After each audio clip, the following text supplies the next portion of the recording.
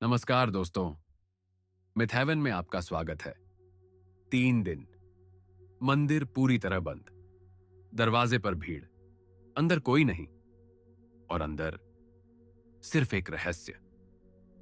अंदर देवी अकेली है और कोई मूर्ति नहीं, सिर्फ एक पत्थर योनि के आकार में, एक दरार जहां पानी लगातार बहता है। और जब मंदिर खुलता है तो लोग एक लाल कपड़ा लेते हैं। अंग वस्त्र कहा जाता है कि यह कपड़ा देवी के खून से भीगा होता है। यह कामाख्या की कहानी है, भारत की सबसे रहस्यमयी देवियों में से एक, जहां साइंस के पास अभी तक पूरा जवाब नहीं है। तो चलो इस रहस्य को समझते हैं। कामाख्या की कहानी बहुत पुरानी है। प्राचीन समय में एक देवी थी। उसके पिता ने एक बड़ा यज्ञ किया, पर उसने देवी के पति को बुलाया नहीं।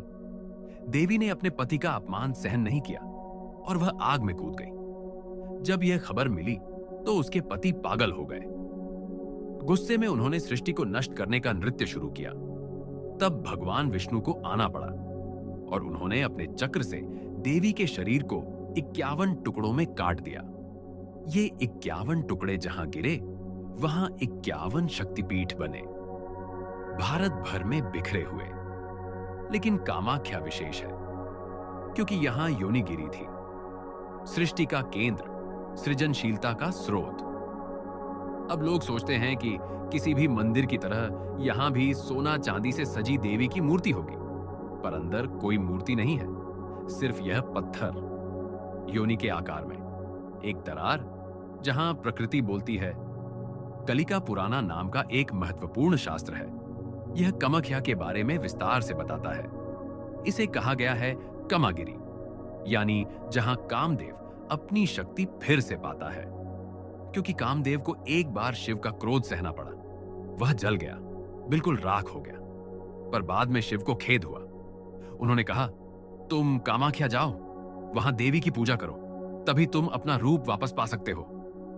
कामदेव गया, पूजा की और सच में अपना सौंदर्य वापस पा गया। खुशी में उसने यहीं एक मंदिर बनवाया। पूरे क्षेत्र को कामरूप कहा गया।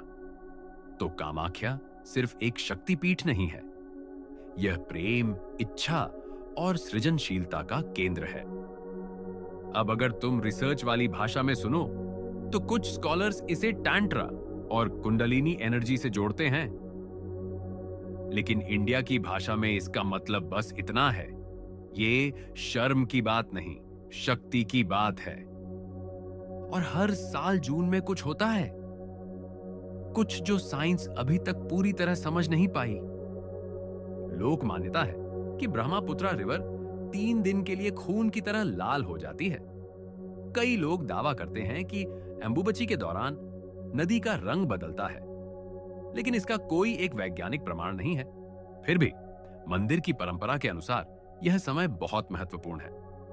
2025 में द टाइम्स ऑफ इंडिया ने बताया, मंदिर 22 जून को बंद हुआ और 26 जून की सुबह खुला।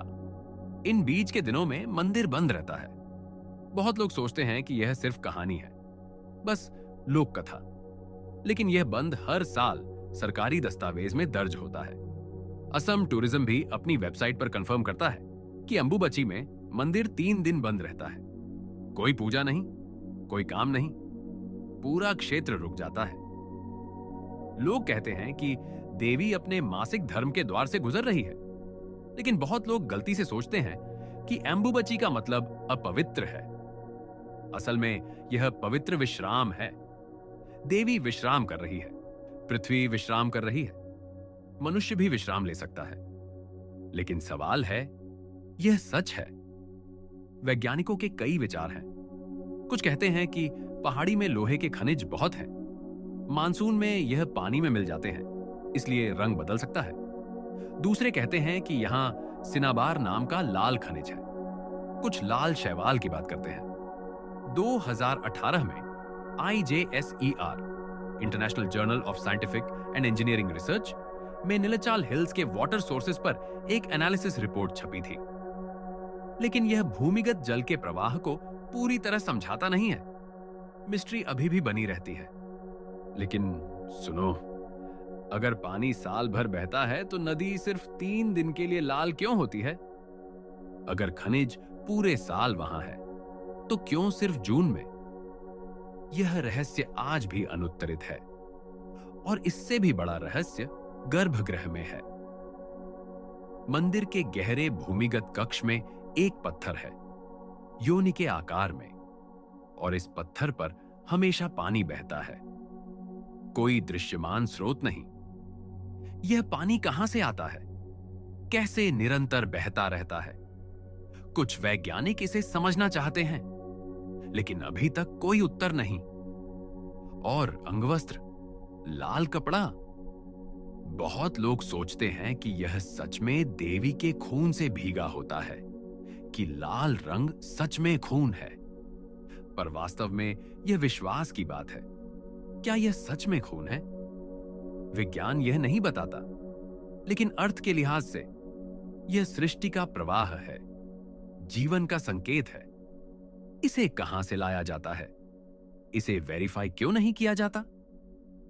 यह गहरा राज है। लेकिन यहीं से एक बहुत महत्वपूर्ण बात सामने आती है। अगर तुम अपनी मां को रोज सिखाते हो कि मासिक धर्म अपवित्र है, तो समझो कि तुम क्या कर रहे हो। लेकिन कामाख्या कहती है, नहीं, यह पवित्र है, यह शक्ति है।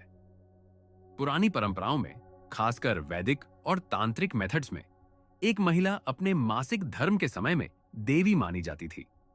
उसे विश्राम दिया जाता था क्योंकि यह एक पवित्र समय था। पर बाद में यह परंपरा बदल गई और आज कामाख्या उन बहुत कम मंदिरों में से एक है जो इस पुराने ज्ञान को जीवित रखता है। और देखो, जब मंदिर खुलता है तो लाखों महिलाएं वहां आती हैं, अपनी निजी कहानियां साझा करने के लिए। अंबुबची के समय हजारों महिलाएं अपने अनुभव बताती हैं, सोशल मीडिया, फोरम और व्यक्तिगत जर्नल्स में। कुछ लोग कहते हैं कि महिलाओं के साइकिल्स एक साथ हो जाते हैं, कुछ नहीं मानते। पर इतना तय है, कामाख्या महिलाओं को देवी मानता है, इस समय को महत्वपूर्ण समझता है। तो इस मंदिर को समझने का मतलब है समझना कि क्यों भारतीय परंपरा को कहीं ना कहीं हम गलत समझ गए। यह सिर्फ एक मंदिर नहीं है, यह एक संदेश है। सती की याद में, प्रेम की याद में, शक्ति की याद में और महिलाओं की याद में। तो अगला सवाल तुम्हें भी करना चाहिए। अगर कामाख्या हजारों साल से यह परंपरा निभा रहा है, तो शायद हमारे पास कुछ सीखने को है। तो मेरा सवाल तुम्हारे लिए है, क्या तुम भी मानते हो कि मासिक धर्म एक पवित्र समय है? कमेंट्स में बताओ। और अगली कहानी भारत के सबसे डरावने किले की, भानगढ़, जहां कहानी के अनुसार एक शाप है। आज भी लोग सूनसेट के बाद वहां नहीं जाते, और जो कहानियां सुनते हैं वो रात भर सो नहीं पाते। तो यहीं सुनते हैं। मिथ हेवन पर फिर मिलेंगे।